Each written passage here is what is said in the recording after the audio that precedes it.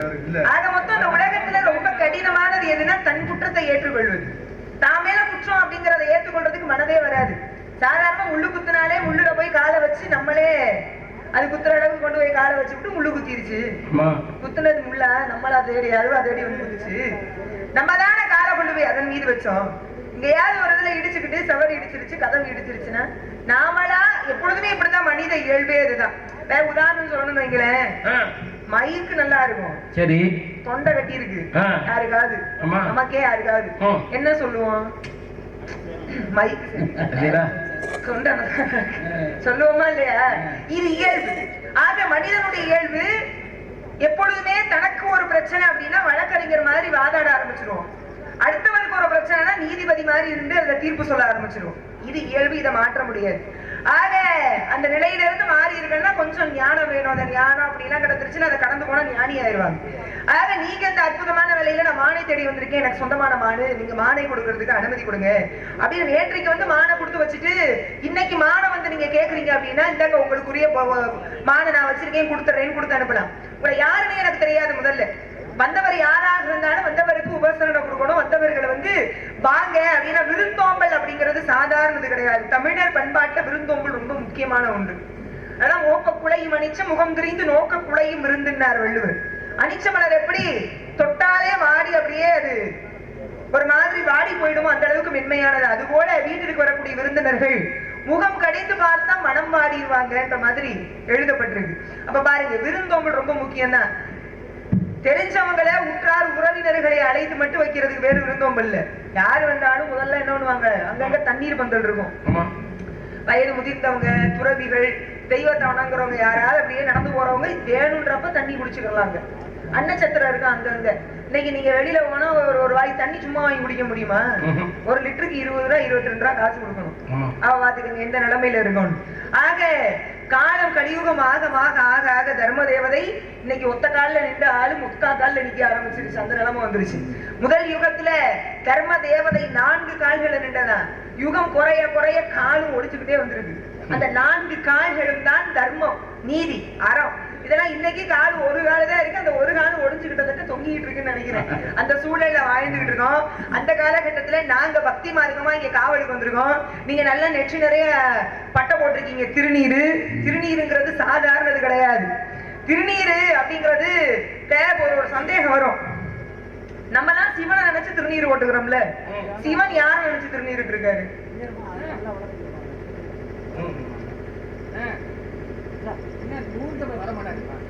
ஒண்ணும் இல்ல, பிரச்சனை விடுங்க வாங்க.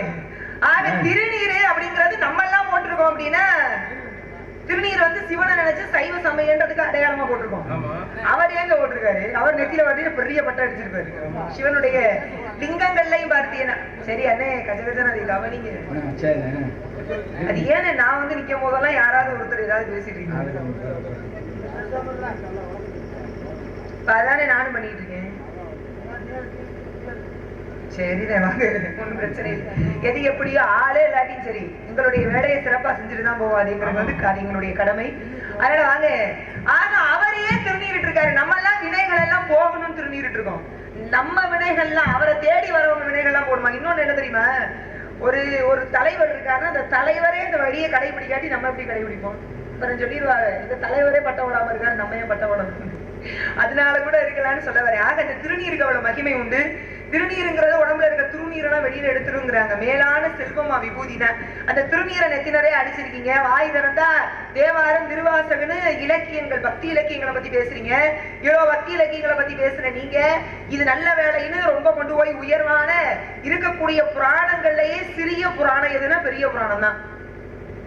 புராணம் பெரிய சிறிய புராணம், ஆனா பேருல பெரிய புராணம். புராணத்துல ஏன் பெரிய புராணம் பேர் இருக்கு? மூர்த்தி சிறுசுனா கீர்த்தி பெருசுல. காய்கறி கடையில சந்தையில ஆள் கூட்டமா இருப்பாங்க, தங்க நகை கடையில ஆள் குறைவா இருப்பாங்க.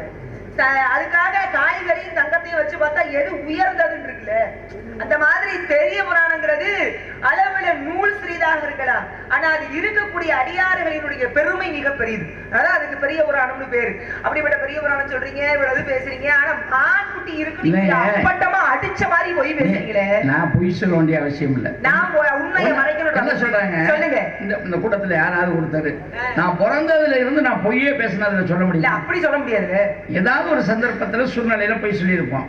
இந்த பொய் முதல்ல எங்க பிறந்துச்சுன்னு தெரியும்? எப்படி இந்த பொய் எங்க பிறந்துச்சு, யார் யார்கிட்ட பால் குடிச்சிச்சு, இன்னைக்கு இந்த பொய் எங்க போய் நிக்குதுங்கிறதுக்கு என்ன சொல்லுவாங்கன்னா, ஆயக்களத்திலே பிறந்து அந்த இடத்திலே பால் குடித்து மாயக்கண் வேசையிட வளர்ந்து வண்ணார் இடத்திலே ஒரு நாள் செட்டிய ஏ என்று கேட்ட பின்பு எங்கேனும் இல்லாது போய் புகுந்தனவகான அக்காசாரை பொய் மகளே அப்படின்ட்டா. இந்த பொய் எங்க பிறந்த ஆயக்களத்திலே பிறந்து. இப்ப நம்ம ஊரெல்லாம் இவ்வளவு வெளிச்சம் இருக்கு, மேடம் முன்னாடி இவ்வளவு வெளிச்சம் இருக்கு. நீங்க தஞ்சாவூர் பக்கம் போயிட்டீங்கன்னு வச்சுங்க, தஞ்சாவூர்ல இருந்து கடலூர், சிதம்பரம், சீர்காழி, மீன்சுருட்டி அந்த பக்கம்லாம் போயிட்டோம்னாக்க எந்த லைட் இருக்காது. முன்னாடி இந்த மேடைக்கு மட்டும்தான் ஒரு லைட் எரியும், முன்னாடி எந்த வெளிச்சமும் இருக்காது. மைசெட்டுக்காரங்களுக்கு இடுப்பு அளவுல அங்கிட்ட பூரா வந்து இந்த மாதிரி ஊர்களுக்குள்ள நாடக மேடை இருக்காது, பூரா வயக்காட்டுக்குள்ள தான் இருக்கும். இடுப்பு அளவுக்கு ஒரு பள்ளத்தை தோண்டி அந்த பள்ளத்தை அந்த நாடக மேடைக்கு போட்டிருப்பாங்க. மைசெட்டுக்காரில் அந்த பள்ளத்துக்குள்ள உட்கார வச்சிருவாங்க. மேடைக்கு முன்னாடி ஆள் இருக்காங்களா இல்லையா எதுவுமே தெரியாது. பாருங்க, நாடகத்துக்கு முன்னாடி இருக்கிறது அவ்வளோதான், ஒரு 50 பேர் 100 பேர் உட்காந்துருப்பாங்க. பின்னாடி பார்த்தீங்கன்னா சீட்டு விளையாடுற இடத்துல மாநாடு நடத்துகிற மாதிரி நடக்கும், மகாநாடு மாதிரி இருக்கும். பார்த்தா 1000 பேர் 2000 பேர் உட்காந்துருப்பாங்க. எனக்கு தெரிய 2 லட்சம் ரூபாய்க்கு இடம் போகிற ஊரில் 3 நாள் நாடகம் நடக்கும். அந்த பக்கத்தில் முதல் நாள் வள்ளி திருமணம், மக்க நாள் கோலக்குடி, அங்கே போய் தங்கிட்டோம்னாக்க அப்படி கவனிப்பாங்க. அந்த பகுதியில் பார்த்தீங்கன்னா அவன் நாடக ரசிகர்கள்னா அந்த பக்கத்தில் அவ்வளோ ஒரு ரசிகர்கள்.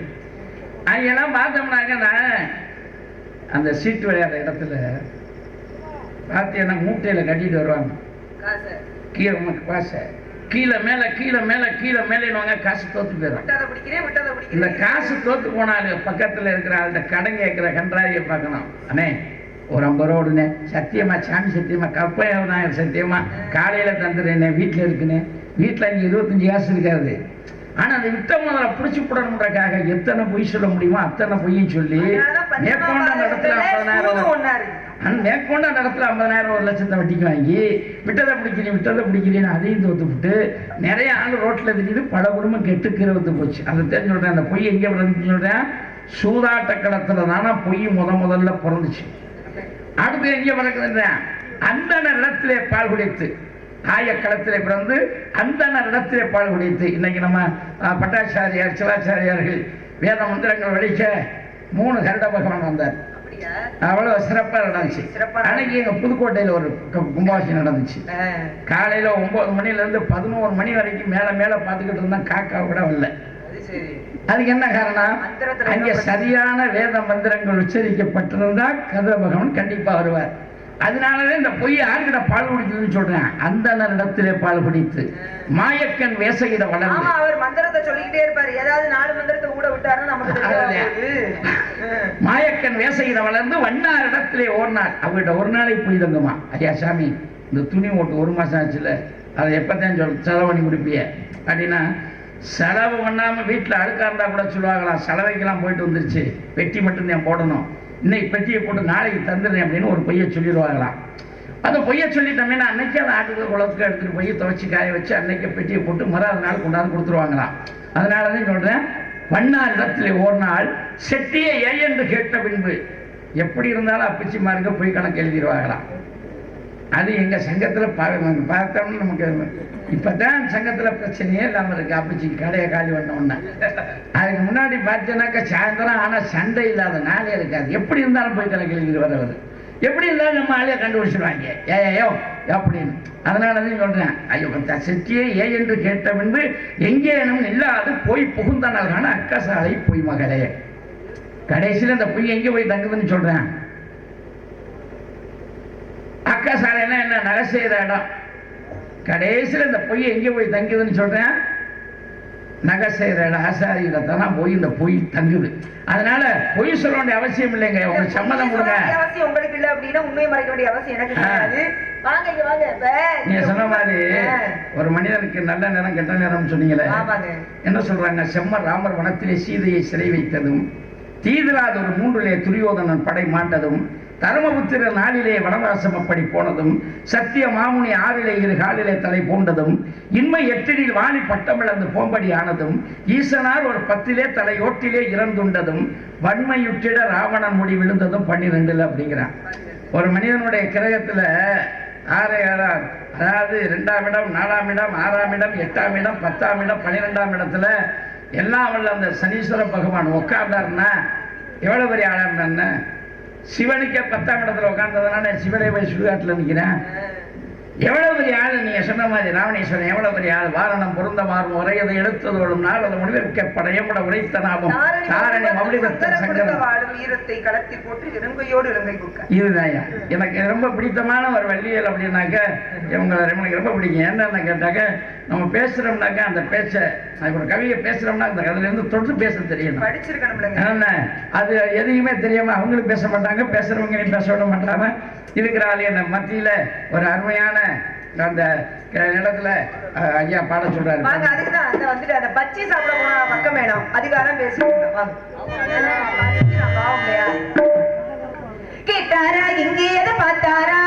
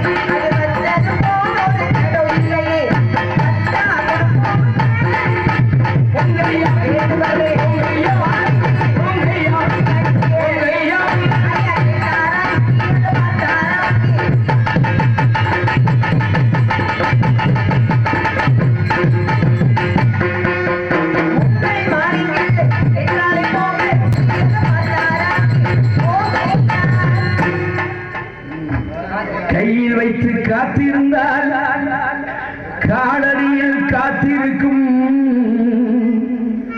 நன்றி மிக்க நாய்கள் உள்ள நாடு இது. சொந்தமின்றி வந்தமின்றி வந்தவழி நினைவும் இன்றி பிள்ளைகளும் பிறந்திருக்கும் வீடு.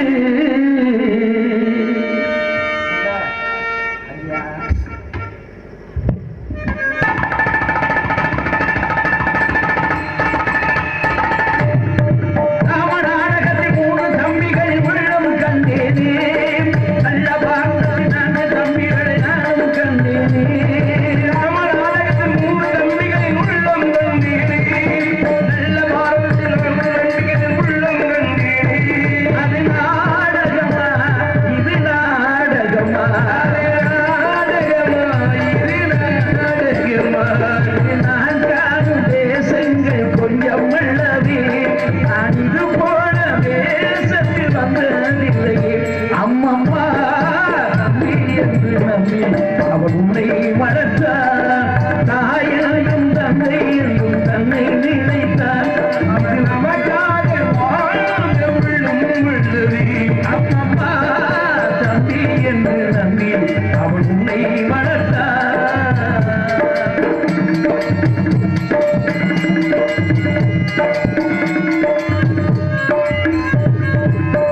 தங்கை என்னும் இளைய கன்று தாய் வீடு வந்ததென்று என்னுடைய நாடகத்தில் காட்சி. அவள் கொண்டவனை பிரிந்து வந்து கோலம் கொண்டு நிற்பதனை கண்டவர்க்கு இன்னொருவன் சாட்சி.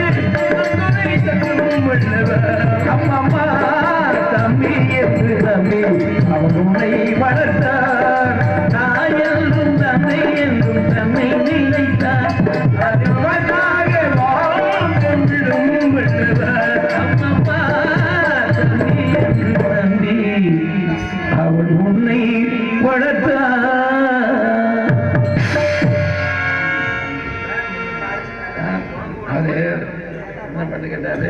சரி சரி. தென்னங்கீற்றும் தென்றல் காற்றும் கை கொடுக்கும் காலமடி. அவர் அப்பா ஆரம்பத்துல இருந்து கேட்டுக்கிட்டு இருக்காரு. அவருடைய விருப்பத்துக்கு இல்லைங்க. தென்னங்கீற்றும் தென்றல் காற்றும் கை கொடுக்கும் காலமடி. வானம் பாடி சோடி சேரும் நீரமணி ஆசைகளோ தென்னங்கீற்றும் தென்றல் காற்றும் கை கொடுக்கும் காலமடி.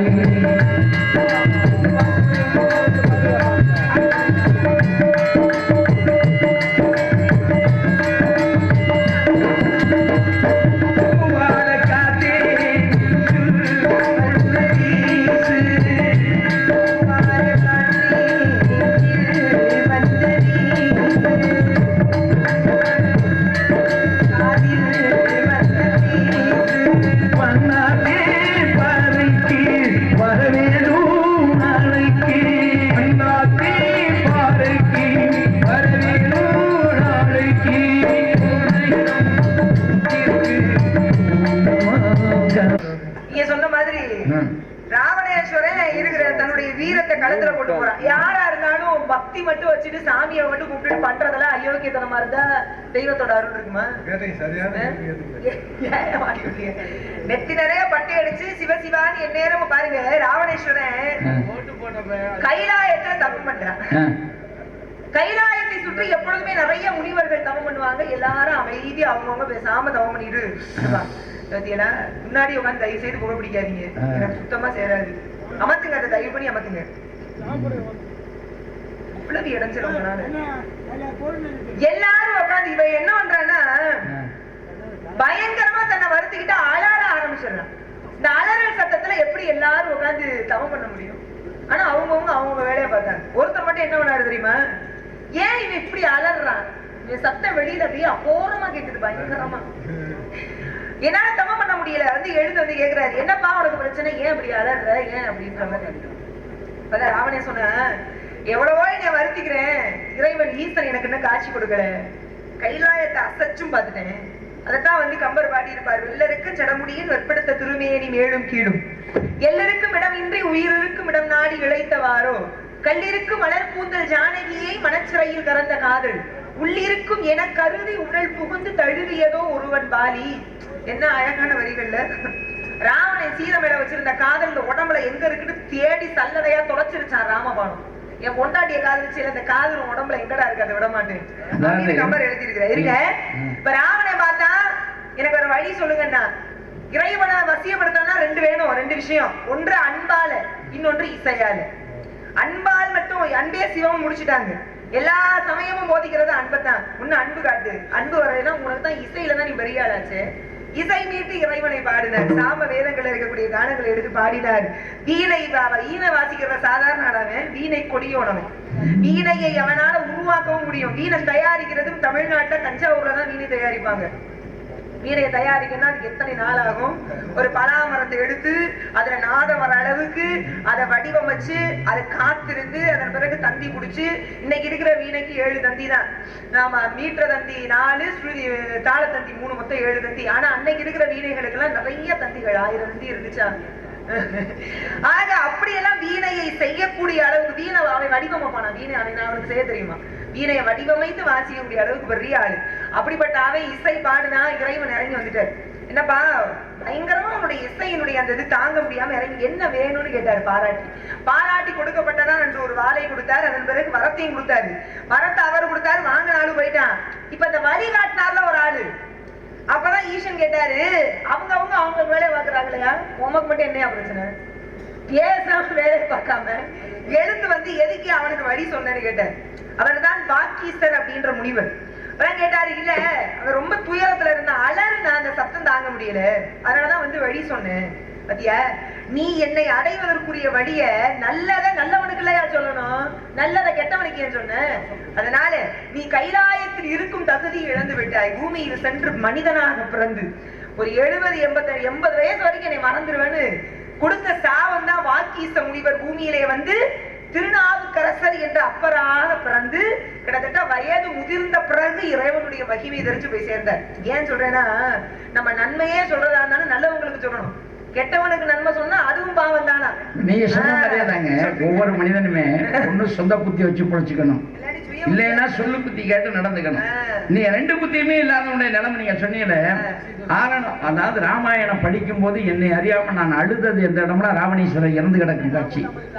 ராவணன் இறந்து கிடக்கிற காட்சியை பார்த்து மண்டோதரி வந்து தன்னுடைய கணவனுடைய உடலை பார்த்து அந்த அம்மா சொல்லித்தான் அழுவா. வெள்ளருக்கிற சடைமுடியான் ஏற்படுத்த திருமார்பில் எல்லிருக்க இடமின்றி உயிரிருக்கும் இடம் நாடி கல்லிருக்கும் மலர்கூந்தல் ஜானகியை மனச்சிறையில் கறந்த காதல் உள்ளிருக்கும் என கருதி தடவியதோ ஒருவன் வாழி. என் கணவனுடைய உடம்புல எங்கன உயிர் இருக்குன்னு ராமபிரானுக்கு தெரியாதா? என் ஒரே ஒரு படத்தை செலுத்தி என் கணவனுடைய உயிரை எடுத்திருக்க கூடாதா? இந்த உடம்புல எள்ளு இருக்கிற இடம் கூட இல்லாத அளவிற்கு இத்தனை பணங்களை செலுத்தியா என் கணவனுடைய உயிரை எடுக்கணும் அப்படின்னு அந்த அம்மா அழுது புறம்பி ராவணனுடைய மார்புல சாய்வாங்க. அந்த அம்மா உயிர் பிரிஞ்சிடும். இப்போ வருவான் விபீஷணன். விபீஷணன் தானே ஆரம்பத்திலே சொல்லுவான், எது ஆஞ்சநேய பெருமான் போறாரு, ஆஞ்சநேயனுடைய வாழ்ல தீ வைக்கிறாங்க, இலங்கையை தீக்கி இரையாகிட்டு வந்துடுறாரு.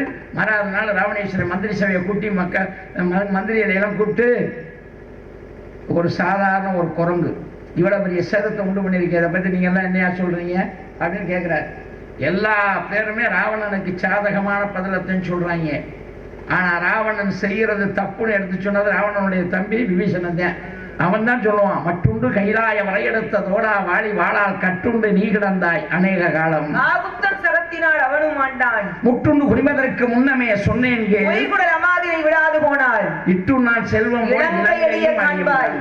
அதான் என்ன சொல்றேன், கைலை மலையவே பெற்றெடுக்கக்கூடிய தோல் வலிமை பொருந்திய எனது அருமை அண்ணா, அவ்வளவு தோல் வலிமை பொருந்திய ஒன்ன வாழி என்ற குரங்கு தன் மகன் அங்கதனுக்கு உன்னை 12 வருஷம் விளையாட்டு பூச்சியை கட்டி தொங்க விட்டான். அப்ப யார் பலசாலி? ராவணனை விட வாலி பலசாலி. அந்த வாலியை கொண்டவன் ராமே. அவன் மனைவியை கொண்டாந்து எச்சரிக்கவனே சும்மா விடுவானா? கொண்டு போய் விற்று விடவில்லை என்றால் இட்டும் நான் செல்வம் போல் இலங்கையை அழிஞ்சு போயிடும் அப்படின்னா. சொந்த புத்தி இருந்திருந்தா தூக்கி இருக்க மாட்டேன், சொல்லு புத்தி கேட்டிருந்தா கொண்டாந்து விட்டுட்டு வந்திருப்பேன். ரெண்டு புத்தியுமே இல்லாததுனால மான மேல இருக்கிற அந்த ஆசை விருப்பமும் மறைச்சிருச்சு கண்ணு. அது போல ராவணனுக்கு காமம் மோகம் ஆசை எல்லாம் மறைச்சிருச்சு அவன் கண்ணு. அதனால வாங்க, மான் குட்டிங்க கிடையாதுங்கிறது உண்மை. உண்மை சில நேரம் கசக்கத்தான் செய்யும், இதை ஏத்துக்கிறது. அதனால காலிடத்து நீ நடந்து கானகத்தை தான் நடந்து காணித்தனா மாத்திரையில் நடக்கலாகுமா? காவலிக்கு மட்டும் தடி போடலாகுமா?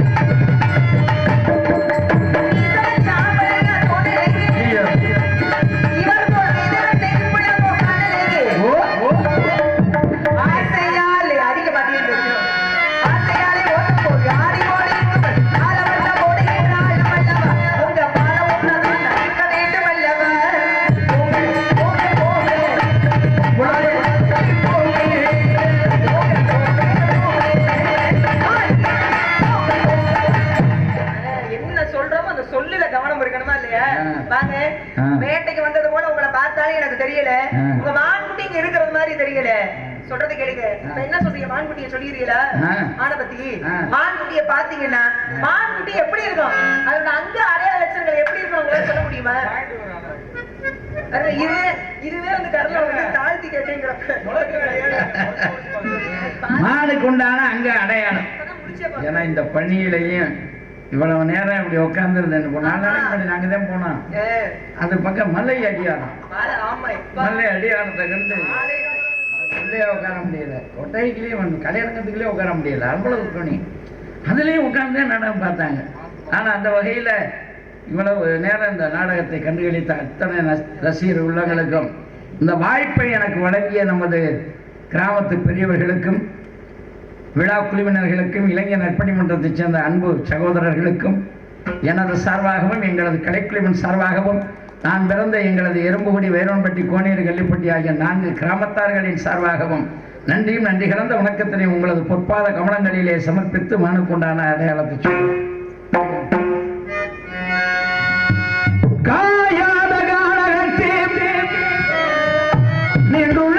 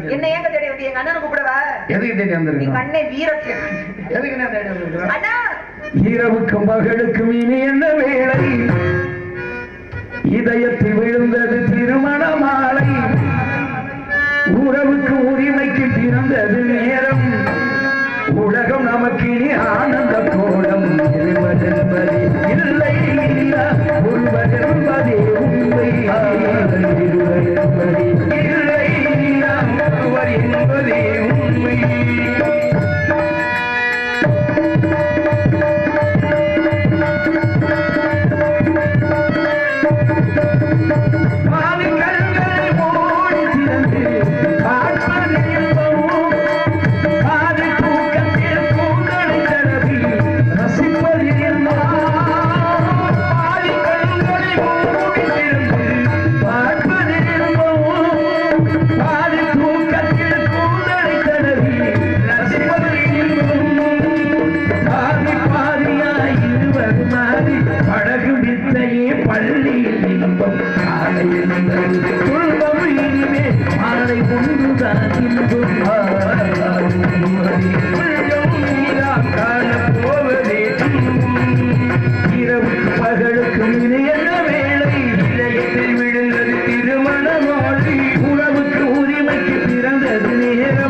உலகம் நமக்கு ஆனந்த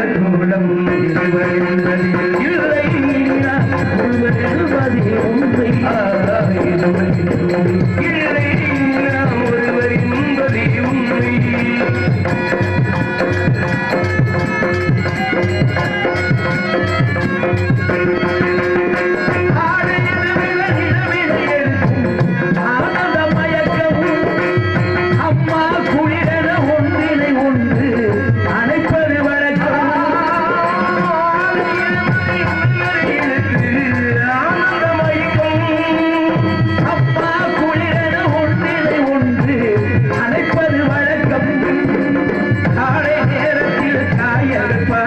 கணிப்பதென்னவோ கவிதையின் இலக்கம் கவிதை சொன்னது கொஞ்சம் இனிமே காண போவது மஞ்சள் கவிதை சொன்னது கொஞ்சம் இனிமே காண போவது மஞ்சள்.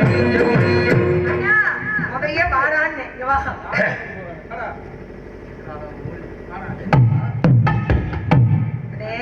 தங்கச்சி என்னடா உங்களுடைய வீர மீசை எங்கே போனது? அன்பு தங்கை, எனக்கான நேரம் வந்து விட்டது. அண்ணே பானிபூரி வைக்க போகணும்.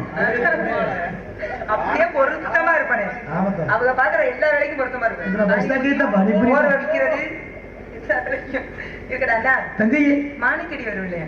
பின்பு என்னைதான் தேடி வந்தேன். எனக்கு தெரியும். தெரிந்து கொண்டுதான் என்ன காரணம் எப்படி தெரியும் என்று கேட்டால், எப்படி அழகாய் பிறந்தது நம்ம குற்றமா? வேணாம், சாமி பாட்டு பாடுவோம். சரி. அழகான பழனி மலையாண்டவா, உனைகளும் தினமும் பாட வந்தேன் வேலவா.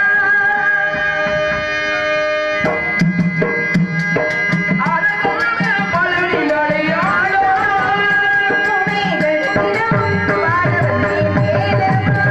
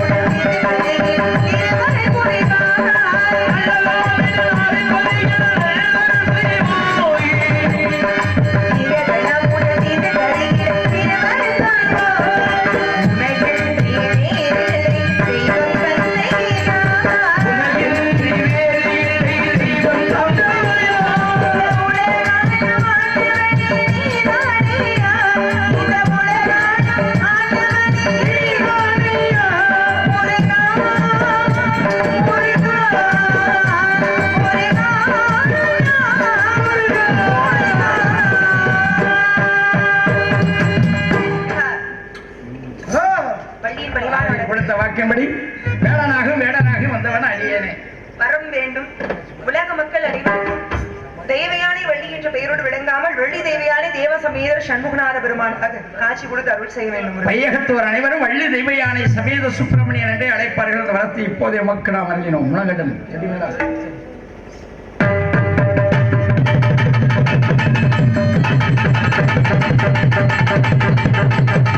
பன்னிரு விழிகளிலே